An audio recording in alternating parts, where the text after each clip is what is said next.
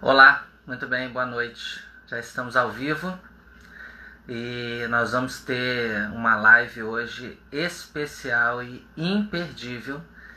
Eu quero dizer a você que vai ser um tempo maravilhoso da gente estar junto, da gente poder dialogar, conversar, junto aí com uma pessoa que eu admiro demais, demais, professora Blanches, já ao vivo, para a gente poder participar junto. Boa noite, André. Seja bem-vindo aos demais também que estão entrando aí. Eu vi que já entrou bastante gente e nós vamos aproveitar bastante esse tempo aí para a gente poder conversar um pouquinho sobre essa temática. Eu não sei se não deu muito certo. A paz, Rejane, seja bem-vinda. Eu já tentei adicionar a nossa querida professora Blanches aqui conosco. Eu acho que vou tentar chamar de novo, gente, mas isso, deixa eu tentar chamar ela de novo, porque não abriu. Eu não sei nem se ela está me ouvindo, mas não abriu aqui. Eu vou chamá-la de novo.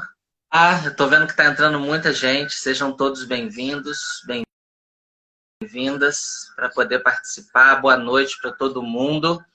Esse vai ser um tempo aí especial da gente conseguir estar junto e dialogar um pouquinho sobre essa temática, que é uma temática tão importante, tão atual para nós, né? Questão de como que a gente lida com as demandas do luto, que já são sempre um desafio, muito mais agora, nesse tempo que a gente está vivendo de isolamento social, aí realmente a demanda é muito mais complicada, né? Blanches, você está me ouvindo? Porque nós não estamos conseguindo vê-la. Oi, estou. Que bom, a gente consegue te ouvir também, a gente só não está conseguindo te ver. Eu também não estou conseguindo me ver, não.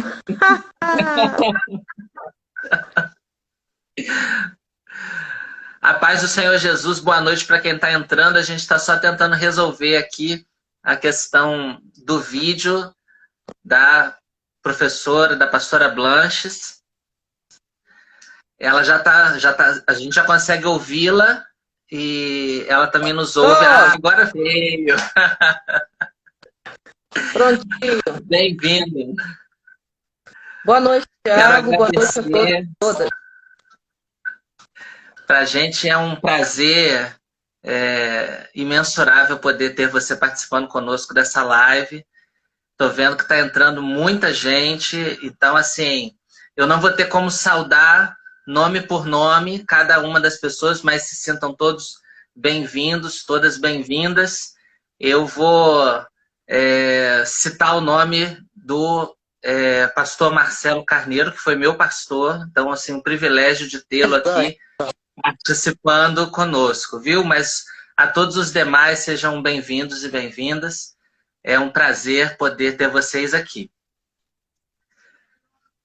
É, Falar sobre o luto é sempre um desafio, né? E aí, nesse tempo que a gente está vivendo ainda mais, e eu tenho certeza que esse material vai poder contribuir para as pessoas, para de alguma forma elas poderem lidar de alguma forma melhor, né, com esse tempo que a gente está vivendo. Eu tenho aqui, já tem, a Elisa já está comentando conosco, né, que está vivendo esse período do luto, perdeu a mãe agora em abril. Então, assim, muita gente está vivendo esse tempo e a intenção dessa live é exatamente contribuir com todo mundo que está participando ao vivo e vai assistir depois, né? E como eu prometi sempre terminar no máximo em 50 minutos de live para não cansar ninguém e dar a oportunidade das pessoas assistirem outras lives também, eu queria começar te perguntando: você poderia nos ajudar a definir o que é luto? Boa noite a todos e todas que estão aí. Obrigada, Thiago, pelo convite. o Tiago me fez fazer uma conta no Instagram, que eu não tinha. Ele fez esse convite há umas 3 semanas atrás, e eu disse, Tiago, tenha paciência, porque eu estou assim, cheia de desafios aí tecnológicos, então vamos com calma. E ele foi paciente, então agradeço, Tiago, muito bom revê-lo, rever Um a todos que prazer. estão entrando aí. Eu vou começar até com uma experiência que eu tive hoje, para responder o que que é luto. Você fez, né, essa arte aí, convidando as pessoas, e eu espalhei isso também para muitos amigos, amigas, igreja, enfim. Eu recebi uma ligação de uma amiga dizendo assim, Blanches, as pessoas estão pensando que você morreu, e eu fiquei assustada. Veja a mensagem que eu recebi. E nós demos muita risada, mas a irmãzinha era uma senhora, né, lá do sul do país, dizendo algo Sim, sobre mim, né? Dizendo assim, que pena, a professora Blanche, tão jovem, porque eu gostei do jovem, né? Tão dedicada. Então ela começou a falar sobre isso, e foi uma sensação ao mesmo tempo engraçada, mas ao mesmo tempo estranha. Como sim. que a gente consegue saber o que as pessoas geralmente pensam da gente, mas assim, geralmente quando a gente perde essa pessoa. Então eu vou começar por aí. O luto, como o próprio nome diz, se a gente olhar no feminino, luta. É uma luta interna diante de uma perda, e não é uma perda só por morte, no caso da minha própria perda hoje foi por morte, né? Mas pode ser uma perda de um relacionamento, uma perda de emprego, então é uma perda de um projeto de vida, você pode ter uma frustração. Então, isso pode ou não se tornar um luto. O luto vai ser, então, um processo que você vai viver depois de uma perda que você tem um vínculo com ela, um vínculo geralmente afetivo com essa pessoa, com esse projeto, com mudança de cidade, né, mudança de país. Então, existem vários tipos de perdas que podem se transformar em luto. Esse processo é um processo que, para algumas pessoas, é um processo, vamos dizer assim, menos doloroso, e para outras pessoas é mais doloroso, porque vai depender do tipo de perda e como se deu essa perda. Eu ia te perguntar, e aí a gente já acabou entrando nisso, né? Se esse sentimento, esse estado de luto, se a gente ele se dá simplesmente pela perda de um outro ser humano ou de qualquer outra coisa, né? Que a gente possa colocar. Então, na verdade, esse processo ele é mais abrangente do que ele não se resume exclusivamente à perda de outro ser humano. Com certeza. Por exemplo, não sei se eu vou me adiantar, né, mas assim, vou dar um exemplo do que está acontecendo hoje. Nós estamos perdendo a liberdade, de uma certa forma, por outros motivos e também em prol da vida, de irmos e virmos no momento que a gente quer, na forma que a gente quer, ou no tempo que a gente quer, para os espaços públicos, né? Para algumas pessoas, elas lidam melhor com isso do que outras, mas para algumas isso vira até uma espécie de luto. Quer dizer, Sim. roubaram, eu perdi, entre aspas, tá, gente? Eu perdi minha liberdade.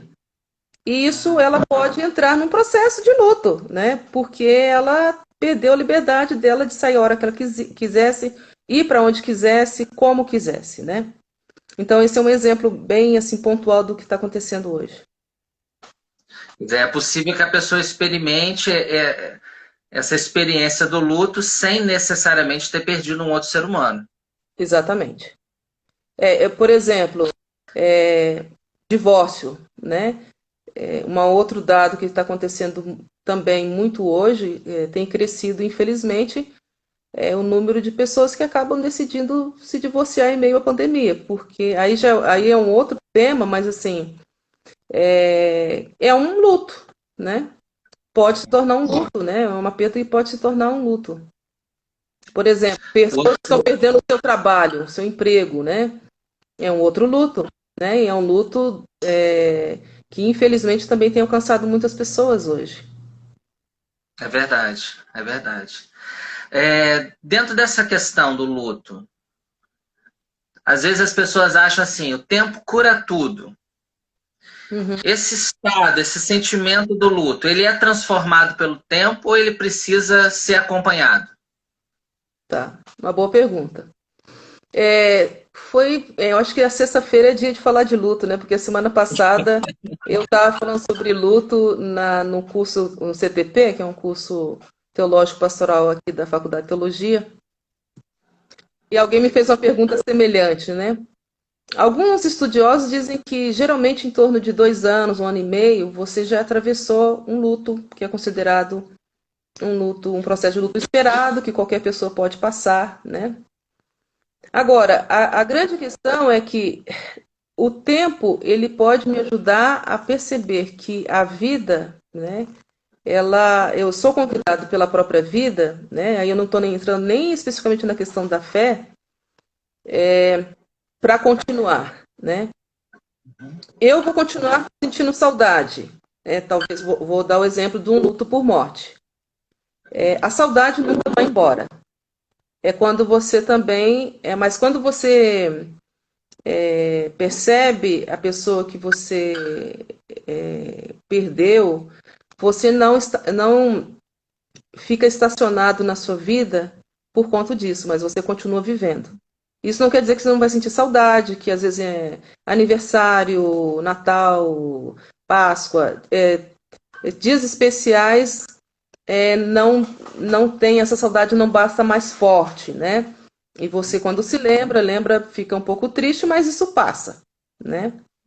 Agora, depende muito do que a gente chama de tempo. Sim. Que tipo de tempo que a gente está dizendo? Tem pessoas que podem, em 6 meses ou menos, conseguir lidar com todo o processo de luto, porque tem um tipo de luto, Tiago, que chamado luto antecipatório, né? Geralmente com pessoas que estão doentes, por exemplo, e que você vai acompanhando uma pessoa que tem um ente querido doente, ela já vai vivendo um luto, né? Eu me lembro que na minha pesquisa de doutorado eu entrevistei um rapaz da igreja, assim, né? Que ele perdeu a mãe, tinha perdido a mãe há uns 6 meses ou mais, eu não me lembro. E ele falou isso, que quando a mãe dele morreu, ele não expressou tanto a perda, né? Porque ele falou, eu chorei com a minha mãe no hospital durante 6 meses. Nós conversamos, é uma coisa atípica, tá? É bem atípico. E nós conversamos sobre a possibilidade dela morrer, eu chorei, eu não queria aceitar. Então, ele foi descrevendo algumas fases que são muito comuns às pessoas que ficam enlutadas. E quando chegou no dia da morte, parecia que, na verdade, ali fechou um ciclo. E eu pude ajudar mais as pessoas, meus familiares, a viver aquela perda, aquele luto, porque eu já tinha passado por esse processo. Eu me lembro até que ele me perguntou, isso acontece, né? Hoje chama-se isso de luto antecipatório, né? Que nem sempre as pessoas conhecem tanto, mas isso pode acontecer, né? Então essa questão de tempo varia muito, né? Porque a gente não pode ficar exigindo das pessoas, né? Você tem que dar, né? Você tem que dar um testemunho, você tem que ser forte, porque você tem que confiar em Deus. Ficar triste ou ficar lembrando da pessoa, entristecer-se nesse processo de luta é muito comum. E isso não é pecado, né? Eu acredito que é uma verdade que a gente tem que colocar para fora, né? Para a gente poder, inclusive, aliviar a nossa alma. Eu me remeto aqui ao tema do lamento na Bíblia, por exemplo. As pessoas, elas lamentavam, né? Se a gente pegar os Salmos, por exemplo, é um livro de lamento, mas de esperança também. Sim. Então, essa é uma dinâmica interessante quando a gente também fala do tempo. Existe o tempo do lamento, lá o Eclesiastes fala o tempo de chorar, não é?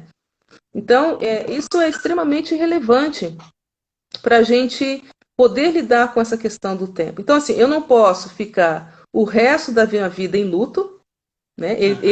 foi um processo que tem que fechar, mas eu também não posso exigir que alguém morreu hoje, daqui a pouco eu já estou querendo que a pessoa sorria e continue fazendo as mesmas coisas como se nada tivesse acontecido.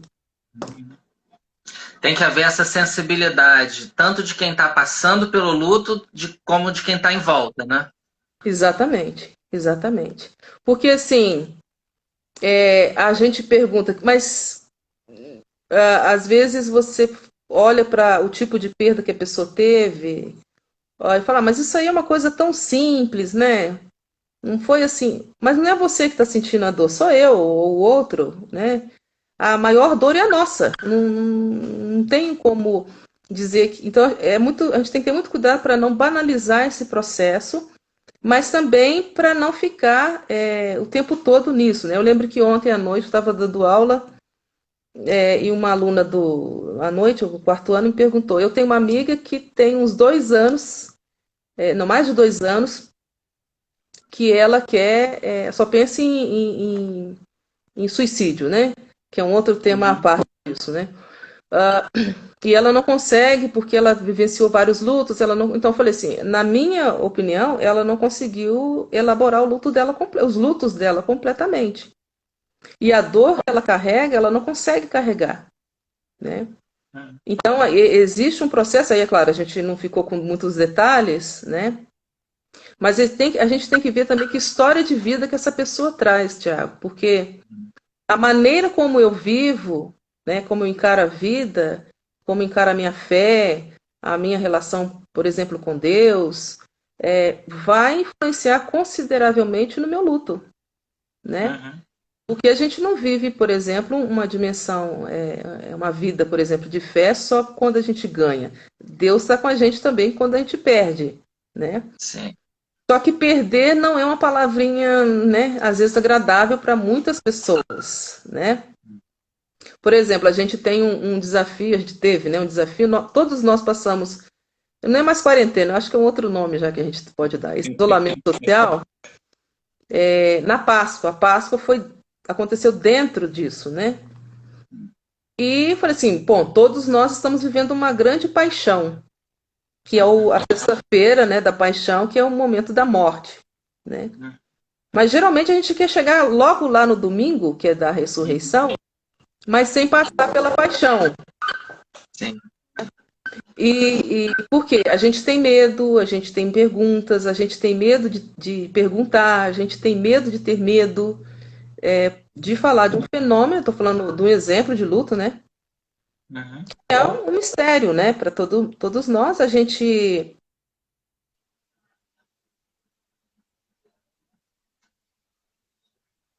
Travou o vídeo da Blanches, mas já está voltando, gente.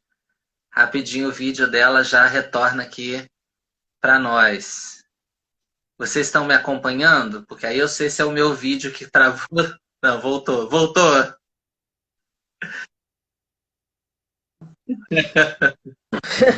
Então, eu estava falando justamente disso, eu estou dando um exemplo assim, das dificuldades que a gente tem de lidar com o tema que antecede ao luto, né, que é o preâmbulo de qualquer tipo de luto, que é a perda, né? Sim. Na sociedade que a gente vive hoje, você falar que você perdeu, você é um fracassado, né? Então, eu sou uma fracassada. E a gente não consegue conjugar que a perda faz parte da vida até para ganhos, né? Perda e ganho estão ali conversando todo o tempo, né? Então, essa questão da temporalidade, ela nos desafia o tempo todo, né? Para a gente pensar como que a gente também pode, ao mesmo tempo, estimular a pessoa a ver a perda, talvez como uma oportunidade dela revisitar a vida, ressignificar a vida, mas também respeitar o momento que ela está passando, né? Eu tenho uma pergunta que pode parecer engraçada, mas eu já vivi algumas situações assim e eu acredito que é realmente muito sério, muito significativo. O luto em relação aos animais domésticos, ele é tão significativo Sim, quanto em relação aos demais? sim. É um luto, né? Então aí não tem como a gente classificar se for por animal, por uma separação, por uma perda material, por uma morte. Hoje, aí é um capítulo também que merece ser conversado, né? Nós, protestantes, nós não temos assim tanta discussão teológica, pastoral, sobre essa questão do vínculo com os animais, né? E hoje cresceu de uma forma assim, né, grande, pessoas que se vinculam, né, aos seus animais, seus pets, né, vamos dizer assim, e quando perde é uma perda e gera luto, né? E muitas vezes isso é banalizado também. Porque a partir do momento que eu tenho um vínculo com esse animal, seja um gatinho, um cachorrinho, né? É um vínculo afetivo. Então, acontece, né? Não sei se você já recebeu esses pedidos de oração pelo seu cachorro, pela Já. calopsita, pelo passarinho, não sei das quantas, eu também já tive essa experiência, e depois a irmã lá foi dar o testemunho dela, né? De que tinha sido curado, né? O cachorro e tal. Então, são algumas questões que, como eu falei, como a gente às vezes não tem conversado muito sobre isso, e às vezes esse tipo de luta ele pode ser banalizado, né? É verdade, é verdade. Como que a gente pode identificar que se está vivendo luto em casos onde não se perdeu uma outra pessoa? Não se perdeu outra pessoa o quê? Por morte? Isso. Tá. Como a gente Então, comentou, por exemplo, a questão da perda de um emprego. certo. Uhum. Em casos assim, onde a gente não perdeu ou um pet ou um outro ser humano, Sim. de que maneira a gente poderia identificar que está se vivendo luto? Então, isso é uma pergunta muito boa, porque assim, como esses outros tipos de luto muitas vezes não são considerados lutos, é muito mais, as pessoas elas têm às vezes talvez menos percepção a respeito disso. Geralmente, essas pessoas, por exemplo, se for um emprego, talvez você não fique enlutado não necessariamente porque você perdeu aquele emprego, que às vezes você nem gostava dele, né? Mas porque você teve uma perda financeira, né? Então, quer dizer, você vai ter que ter todo um trabalho, procurar um outro emprego, no desafio todo que a gente tem hoje, né? Agora, vamos imaginar que era um trabalho, um emprego que você amava estar ali, né? E aí você tem duas coisas conjugadas, a questão financeira e a questão afetiva, né?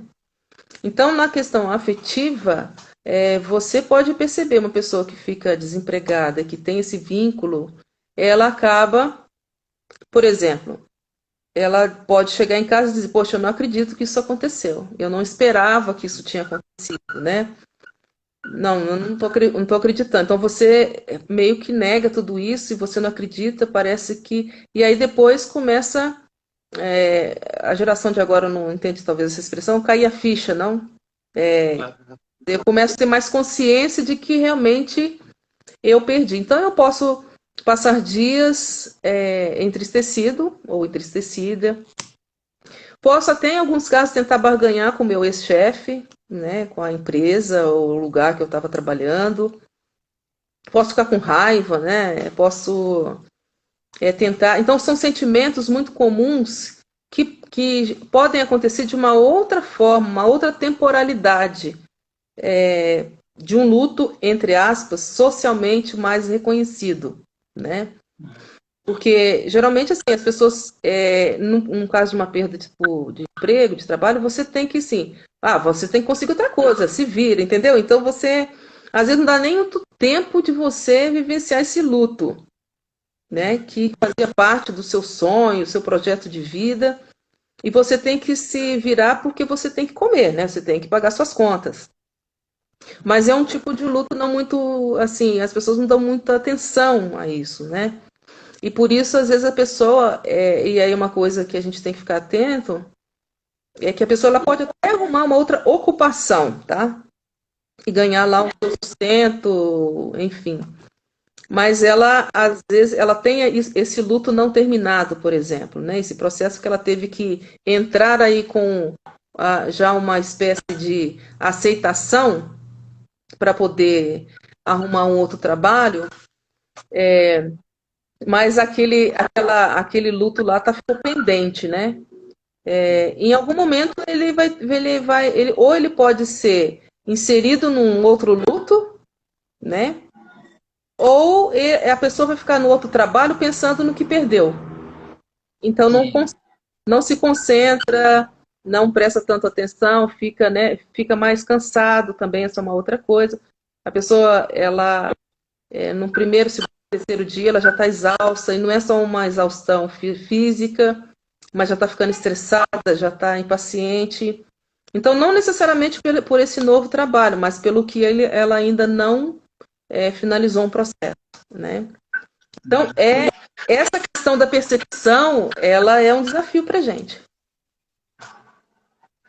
Você poderia falar para a gente das fases do luto? Sim. Então, essas fases do luto são fases que elas foram criadas de uma forma bem interessante, né? Por uma médica nos anos 1969 foi lançado, repensado esses estágios pela Elizabeth Kubler-Ross, que são estágios que, na verdade, eram estágios que ela percebia de pessoas que estavam num processo já de morrer, né? Os chamados cuidados paliativos, enfim. E ela percebeu uma semelhança das reações que essas pessoas tinham com o processo de luto. Sim. Tanto que o livro da Elizabeth Kubler-Ross não é sobre luto, é sobre a morte e o morrer, né? Uhum. Então, é um tipo de luto, mas não são todos os tipos de luto, como a gente já falou aqui, né?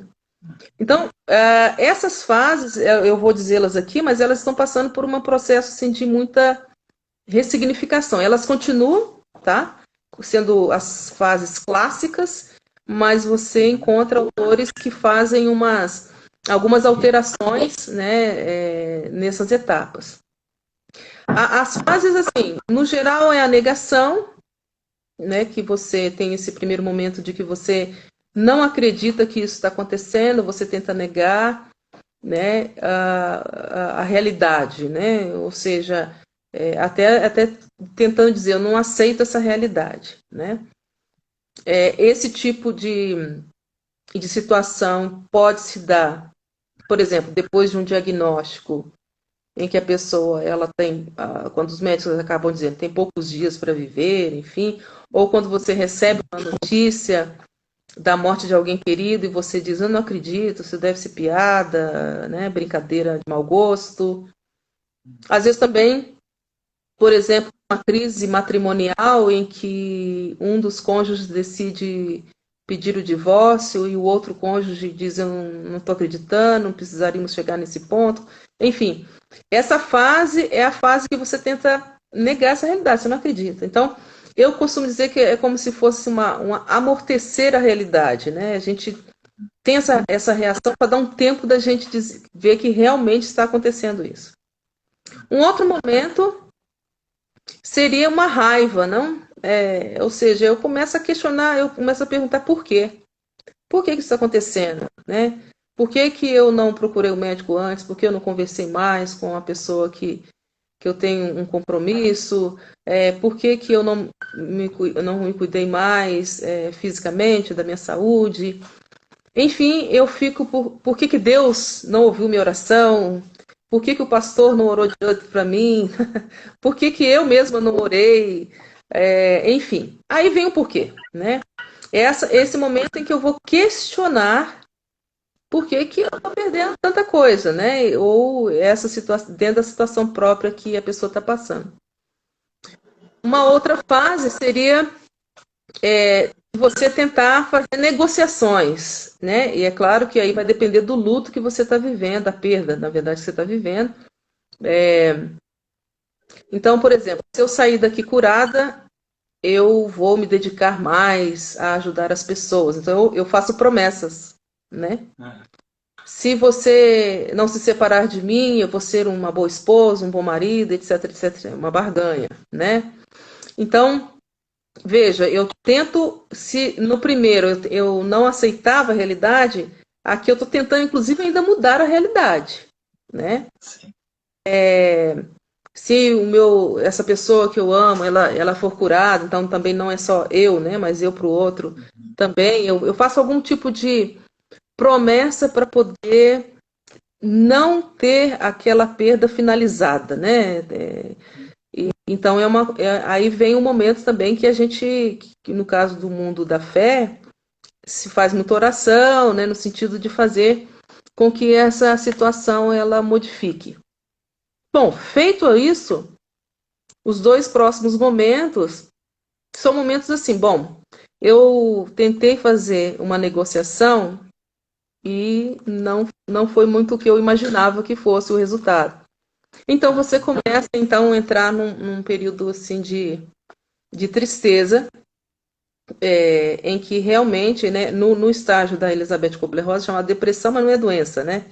É porque é a geográfica, né? Você está aqui no Planalto e você, né, vai para uma espécie de depressão. Então você se recolhe, né? Porque você revê realmente que toda a sua luta, por isso que eu falei no início que é um processo que você luta diante de uma perda, para que a vida, a relação, o vínculo ele permaneça. Então você agora seria essa fase intensa, né, de lamentar, de entristecer, e a última seria uma consciência de que eu posso permanecer vivo, continuando a vida, embora eu tenha uma ausência, embora eu tenha uma... Então não é aceitação, eu não estou aceitando que o fulano ou fulano morreu, que eu perdi um relacionamento, etc. Mas o fato de que eu posso continuar a vida, ressignificar a vida. Agora, essas fases, elas não são tão lineares como eu falei, não. Né? Tem gente que pula da primeira e vai para a última já. Né? Sim. Tem umas que começam na segunda, vai para a quarta. Então, assim, depende muito da pessoa, depende muito do tipo de perda que ela teve e como que também as pessoas que estão ao redor dela estão dando ou não apoio diante da realidade que ela está vivendo. Né? Quer dizer, é importante, a gente compartilhou isso agora há pouco, é importante a questão do acompanhamento, da pessoa ter essa rede de apoio que possa ajudá-la nesse processo. Né? É a rede de apoio para o choro, né? Vamos dizer, a pastoral do choro, da lágrima, né? Em que você... Tem até o versículo bíblico que fala chorar com os que choram, né? Então, não é chorar só na hora do velório, né? Se for o caso de morte. Ou na hora em que há uma crise, há uma perda de trabalho, de relacionamento. Mas, vez ou outra, pode ser que essa pessoa ela queira chorar de novo, né? Então... E aí vem, né, o desafio que a gente tem do cuidado com pessoas enlutadas, porque não é algo fácil, né? Nem sempre prazeroso, né?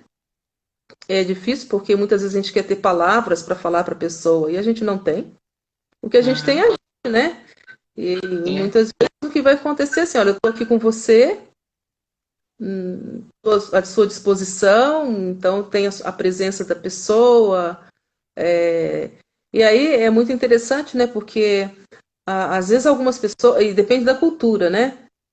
Sim. Tem pessoas que pegam o retrato, a fotografia, se for o caso de morte, olha como é que o fulano era, ou a fulana, e vai contando, recontando a história, e chora.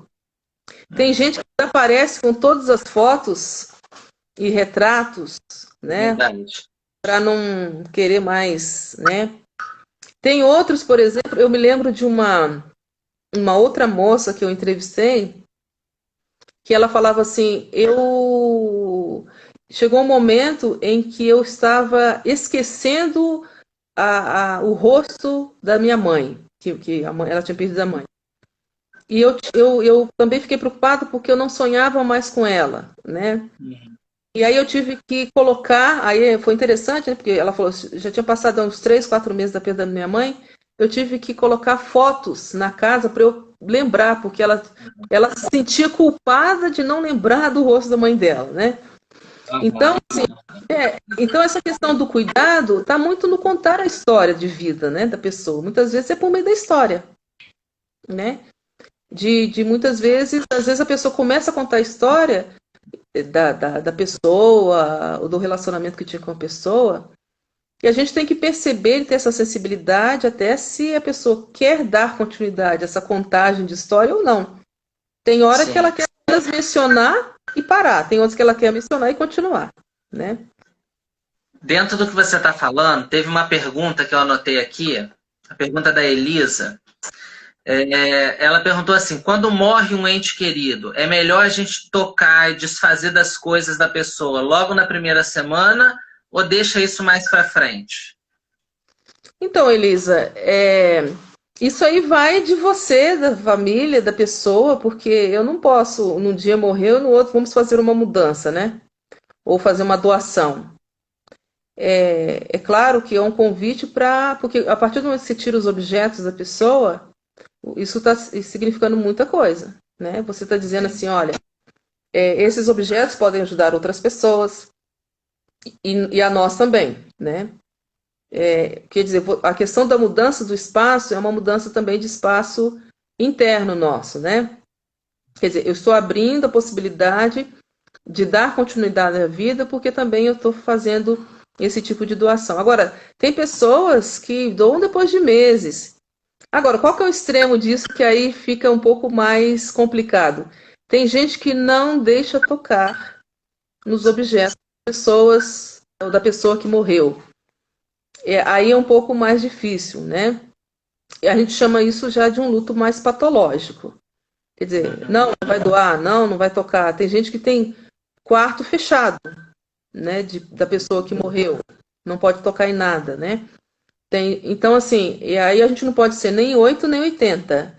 Tem que ter o tempo certo, é uma espécie de ritual que se faz familiar, em que se decide isso, que chega um tempo em que alguém vai tomar essa iniciativa, alguém vai dizer, olha, quem sabe a gente já comece a mexer nisso, a pensar quem que a gente vai doar, para que vai doar.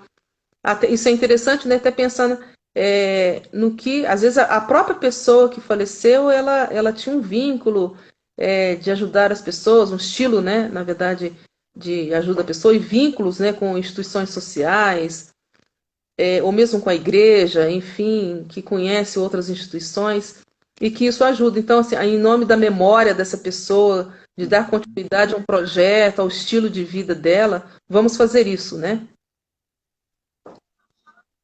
Entendi.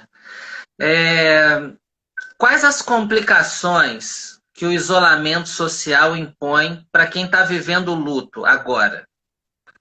Olha, muitas, muitas complicações, né? A começar do velório, né, gente? Muitas pessoas não têm como velar o ente querido, né? Depende muito da cidade e também dos protocolos que o município liberou para a família, né? Então, tem uns que estão fazendo hoje ofício fúnebre pelo WhatsApp, por uma mídia, em que tem um ou outro familiar lá junto com o corpo, né? E tem que enterrar, né? Outros estão permitindo, né? Teve um colega que ele teve um espaço no cemitério, então que algumas pessoas um pouco mais. Então, assim, isso traz uma complicação porque é interessante, né? Nós precisamos ter esse momento, esse ritual, né, de despedida. E isso, infelizmente, até aí é um paradoxo que a gente vive, porque se a gente vai, a gente corre um risco, né? Não só para a gente, mas para o outro. Mas também se a gente fica, a gente pode se sentir culpado. Mas por que eu não fui lá fazer minha despedida para a pessoa? Então, isso Sim. faz sofrer, né? Isso faz sofrer. Porque no isolamento social, isso pode ser potencializado, né? A outra coisa, Tiago, é que a gente está vivendo um luto coletivo, né? Sim. Não é eu ou você ou outro, é milhares de pessoas que estão enlutadas no mundo, né? Sim. E, assim, não tem como a gente contar quantas pessoas estão enlutadas. E isso traz, e não consequências só agora, mas depois, porque qual é a expectativa de todos nós? Quando a gente vai sair? Qual é a data? Quando que vão liberar isso? Quando... Só que você já está trazendo toda uma questão, porque a gente está vivendo outros lutos. Por exemplo, o fato, eu dei esse exemplo no início, de não poder sair de casa, né? Para alguns é uma, quer dizer, mas é um luto que a gente está vivendo. Eu não tenho mais contato físico com as pessoas para além da minha família, que estão comigo dentro de casa. Eu não posso cumprimentar as pessoas. Isso para algumas pode se transformar em luto. Eu não posso estar no meu ambiente de trabalho, porque lá eu teria um ambiente mais adequado e eu tenho que adaptar tudo em casa para poder lidar com esse isolamento social, né? Sim. Então, assim, esse isolamento social, ele potencializa, né, essas fases do luto e pode ser que muitos lutos ficam lutos patológicos, virem lutos patológicos, porque você vai ter que agregar um monte de coisa ao mesmo tempo. Porque, assim, você também tem que manter-se bem para você enfrentar o isolamento social em si, mas ao mesmo tempo você tem que ir elaborando vários lutos que estão se acumulando. Não são lutos acumulados e que, assim, vai ter que chegar o dia do choro, né? O dia do lamento. Na verdade, a gente tem que ir fazendo isso aos poucos, né? Não deixar acumular. Então, se a gente tem uma perda, um luto que a gente está vivenciando, tem que jogar para fora mesmo. Porque aí outra questão que está pegando muito, né? Tudo isso é a questão emocional, né? Sim. Porque um luto mal resolvido ou não vivido, ele entra no nosso sistema imunológico também, ele fragiliza a gente fica com a imunidade mais baixa. Então, é importante não segurar o nosso choro. Hoje a gente tem, graças a Deus, a gente tem as mídias, aí tem o WhatsApp, tem Instagram, tem Facebook, tem Messenger, tem vários tipos de formas de comunicar-se, né? Então, é importante partilhar com alguém a sua dor, a minha dor, e não ficar segurando isso, né? Para a gente colocar para fora, porque isso é extremamente saudável, né? E eu volto até me remeter-me ao texto bíblico, né? E quando a gente fala, né, a gente se libera no Salmo 32, né? Porque quando a gente cala, não faz bem. Então, Sim. só que a gente tem que encontrar pessoas que tenham capacidade de nos ouvir, né? E aí entra a questão do cuidado, né? Eu tenho que aprender essa escuta, que vocês veem que hoje existe um movimento enorme no mundo de profissionais de saúde mental, sejam eles médicos ou psicólogos e psicólogas, tentando escutar todo mundo, né? Só que às vezes você precisa de um amigo, de uma amiga, você precisa não só do pastor ou da pastora ou do psicólogo, você precisa de um amigo, amiga, alguém próximo que você possa chorar. Isso é extremamente, gente, saudável e enriquecedor, especialmente, sempre foi, mas especialmente no mundo de hoje, no mundo que a gente está vivendo do isolamento social. Sim. Eu achei interessante, assim, eu quero assim, agradecer a participação de todos, tem muita gente participando. Eu falei no início que não daria para a gente interagir com todo mundo, Sim. né? Mas sejam todos e todas bem-vindos e bem-vindas, e a gente está acompanhando aqui o que vocês estão colocando. E eu queria citar o comentário do meu xará, pastor Tiago Lima, porque na função pastoral, ele está colocando aqui, as famílias realmente sentem a necessidade de que nesse momento o pastor, a pastora esteja ali presente, né? Uhum. Então, assim, eu particularmente tive que oficiar, fazer 2 ofícios fúnebres nesse período. Eu tenho um colega que teve que fazer 4. Então, assim, a gente realmente acaba tendo essa demanda, apesar de tudo, tendo que tomar os cuidados, mas a gente tem que estar ali, né, para poder apoiar aquela família, né? E teve um outro comentário que eu achei interessante e vai em concordância com o que você falou. A gente está vivendo um tempo de luto coletivo, de prantear, de todo mundo chorar, né? Isso. Então, assim, isso está espalhado, isso não se resume a um grupo de pessoas ou a um país. O mundo está em lágrimas, se a gente pudesse colocar dessa forma, né? Uhum. Então, Tiago, dá um abraço, o Tiago Lima, um abraço para você, Tiago. Essa questão, Tiago, do pastoreio, assim, a gente, por exemplo, aqui em São Paulo, isso está sendo muito difícil porque tem alguns lugares que não se permite, né, em algumas cidades do estado de São Paulo, que não se permite ninguém. Então, tem alguns colegas que fizeram, como eu falei, ofício fúnebre pelo WhatsApp, né? Sim. Fazendo uma chamada de vídeo, alguma coisa assim. Tem outros colegas que a prefeitura do lugar permite isso. Então, às vezes chama a família, mas o pastor, a pastora, o padre, seja quem for, né? Então, e a gente tem que ter essa sensibilidade, né, de discernir isso, porque tem casos, né, que não é só o Covid, né? Que às vezes tem gente morrendo que não é só do coronavírus. São outros tipos de morte, né? Mas de qualquer forma você tem que fazer o mesmo protocolo. Então, você tem que se proteger, a família tem que se proteger. Eu fico pensando muito não só nos profissionais de saúde, mas os profissionais que trabalham nos cemitérios, né? Então, assim, a gente tem falado muito de profissionais de saúde e com certeza a gente agradece e vai agradecer eternamente pela vida desses homens e mulheres que se dedicam, estão à frente disso, né? Mas aqueles senhores, né, aqueles homens que ficam lá, gente, é uma coisa meio estranha, muito, né, assustadora, né? Abrindo covas, né? Uhum. Então, assim, é um grande desafio, né, que a gente tem, e até quem tem a oportunidade de ir até o cemitério literalmente, né, é sempre bom dar uma palavra a essa pessoa, né? Esses homens que geralmente estão ali, eles ficam esperando, né?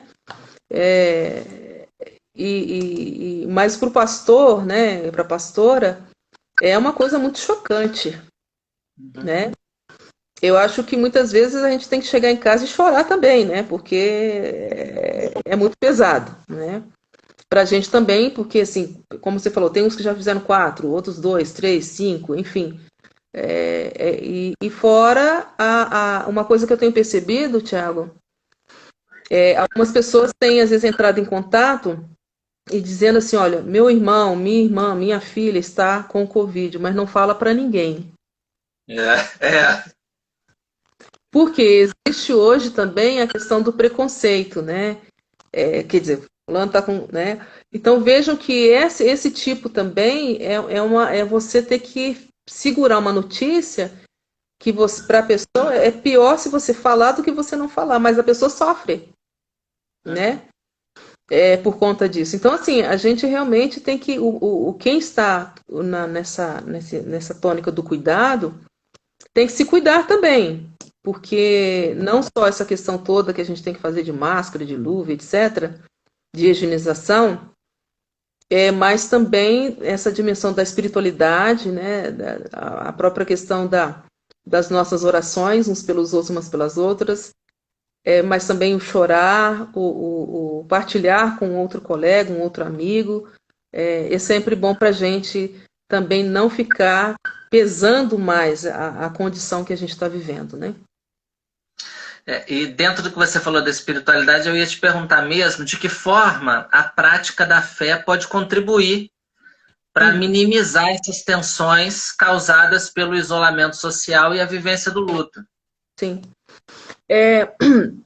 No início dessa pandemia, acho que foi nas 2 primeiras semanas, me parece, eu recebi um telefonema de um jornalista, ele é metodista, de berço metodista, né? Acho que é da região de Campinas. O nome dele também é Tiago. Acho que os Tiagos estão me convidando para fazer entrevista, live, enfim. Enfim, e no roteiro lá do Tiago, tinha justamente essa pergunta, né? E eu disse para ele assim, eu vou voltar àquilo que são as coisas mais, consideradas mais simples da vida cristã, né? Naquele caso eu estava falando ali em nome do cristianismo e especialmente do protestantismo. Uhum. eu volto a falar da questão, por exemplo, da oração, né? Você vê que hoje esse tema, que é uma prática espiritual, a ciência tem estudado muito sobre os benefícios da oração no tratamento das pessoas, enfim, né? Independente da situação que a gente está vivendo hoje, né? Eu encaro que hoje a gente talvez tem que amplificar o nosso jeito de orar, né?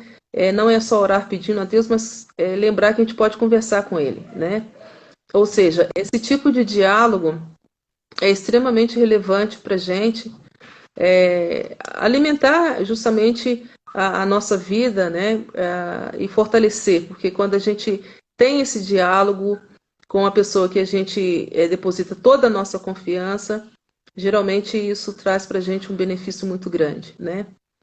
A questão da fé também pode, e a gente tem que aproveitar isso, né? Hoje o que tem de live de culto, né? Tem muitos, né?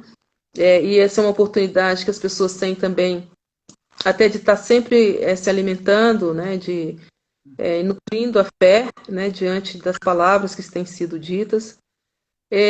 Também a fé tem que se permitir, como a gente tem falado também muito aqui nessa live, se permitir chorar, lamentar a nossa fé. Aí a gente tem que lembrar lá do... Eu acredito até que na nossa conversa você tocou na questão antes, né, do Lázaro, né? Aquela coisa do choro de Jesus, né? Jesus chora junto com a família. E a gente tem que ter coragem para chorar, né? E não ter medo de que as pessoas não vão entender e Deus não vai gostar, e isso vai ser falta de fé. Não, na nossa fé, ela se fortalece também quando a gente demonstra nossas fragilidades, as nossas vulnerabilidades, no momento que a gente está vivendo, né? Isso também é uma forma de lidar, né?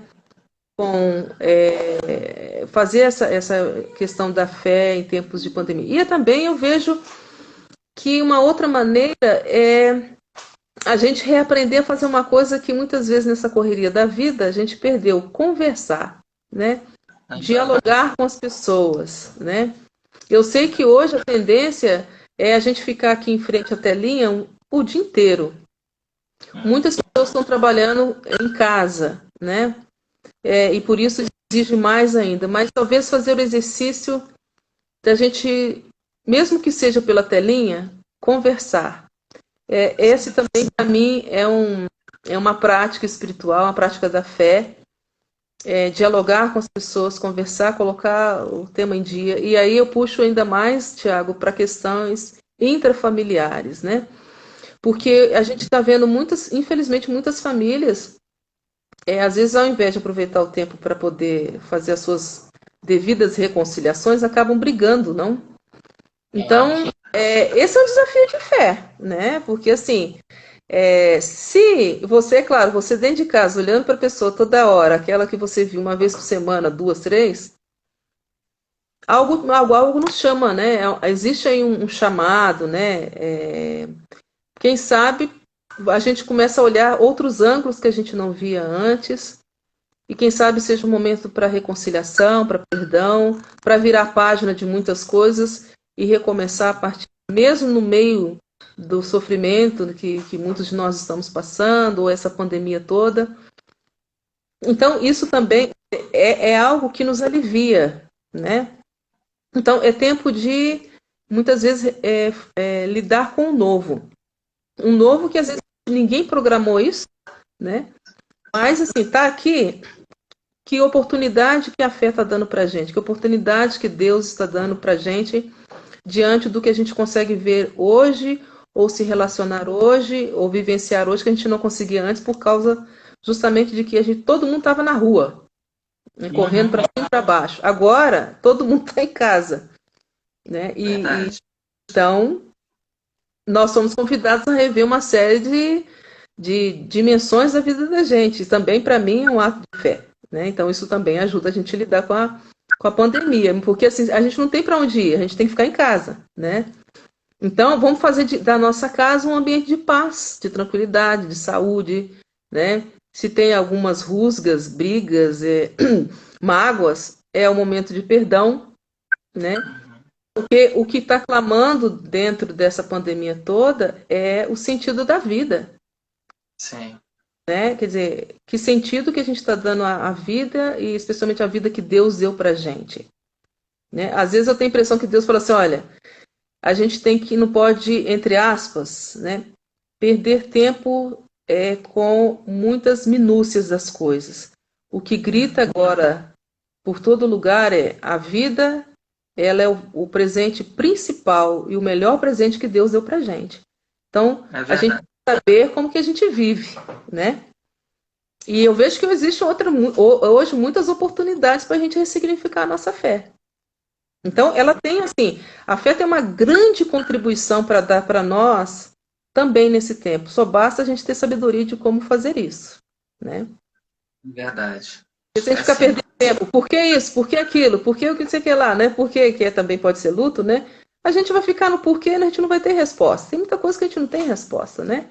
Mas a gente tem que ter a nossa fé em Deus mesmo sem resposta, né? Porque fé não é para ter resposta, né? É para ter crença, vontade, coragem, mesmo sem aquelas respostas talvez que pudessem aplacar as minhas angústias, né? Mas é saber que tem uma presença comigo e que me faz caminhar e me faz andar, mesmo sem saber, às vezes, como é que vai ser o meu futuro, né? É verdade, é verdade.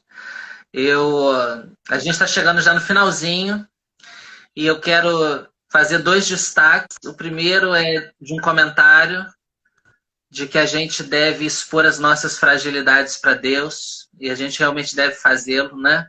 A gente deve se apresentar diante de Deus sem máscaras. Afinal de Sim. contas, ele já sabe mesmo quem nós somos, né? Uhum. E a segunda, o segundo destaque que eu quero fazer é que vem aí, a partir do dia 18 agora de maio, o Fé em Tempos de Pandemia, né? O webinar da Faculdade de Teologia. Então, assim, acompanhem. Eu tenho feito propaganda assim, acompanhe aquilo que é bom. Não gaste o seu tempo vendo aquilo que não presta. Sim, Então, isso assim, aí. procure aquilo que é bom, procure lives que vão somar, que vão, de alguma forma, contribuir com você. Tem muito material bom sendo produzido. Então, assim, vá ao material bom, esqueça o que não presta, não perca seu tempo. Né? É isso aí, Thiago. É isso aí. Eu quero. Eu vou tentar. Estão perguntando se eu vou deixar a live salva. Ela vai ficar salva aqui no Instagram. E eu vou tentar, se o Instagram me permitir, deixar ela salva direto, né? Às vezes eu consigo, às vezes eu não consigo, porque eu não sou dos mais experts em tecnologia, mas se tudo der certo, vai ficar aqui. Mas eu quero agradecer, Blanches, mais uma vez, pelo Obrigada. carinho, por ter aceitado o convite, ter disponibilizado o seu tempo. Para nós foi um privilégio, valeu demais. Igualmente, igualmente. Muito obrigada, Thiago, e a todos vocês que estão aí. O meu carinho, meu abraço, minha solidariedade, o desejo de muita inspiração, força, perseverança, coragem para prosseguir, porque vale a pena a gente viver essa vida tão bela que Deus deu para gente. Vale sim. A gente sempre termina orando, então eu quero convidar vocês para poder orar. Sim? Deus de amor, nós agradecemos a Ti por esse tempo que deu a nós, pelo privilégio que tivemos agora desse diálogo. E queremos pedir sobre todas as famílias enlutadas ao redor do mundo. Haja o consolo do Senhor sobre cada coração, sustento, e que nós possamos ser também instrumento dos céus para ajudar essas pessoas. Em nome de Cristo Jesus. Amém. Amém. Obrigada, Amém. Thiago. Tchau, obrigado, gente. Até mais. Até mais.